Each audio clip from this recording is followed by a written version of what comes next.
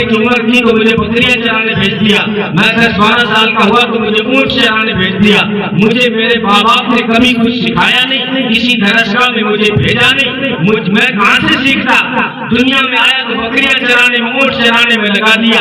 मेरे बाप ने मुझे एक बात बताई थी, एक सिखाई थी, वो मुझे अच्छी तरह याद है कि जिस दिन मुझे मेरे बाप ने बकरियों से हटाकर ऊँटों में डाला था, उस दिन कहा था, बेटे तेरी उम्र छोटी है और ऊँट बड़े बड़े जानवर में अगर ऊँट लड़ पड़े तो क्या करोगे?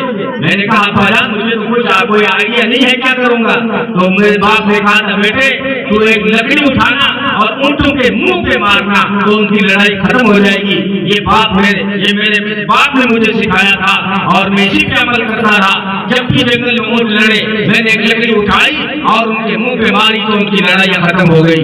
लेकिन अमीरुल मोमिनीन ये जो वालिद गिरामी शिकायत लेके आए बेटे के कि जो है बेटे ने मारा है, तो जरा कहानी भी सुन लीजिए। हुआ क्या था कि कल शाम को जब मैं ऊँट चरा के घर से जंगल से घर को आया तो देखा कि घर में अम्मी पापा लड़ रहे।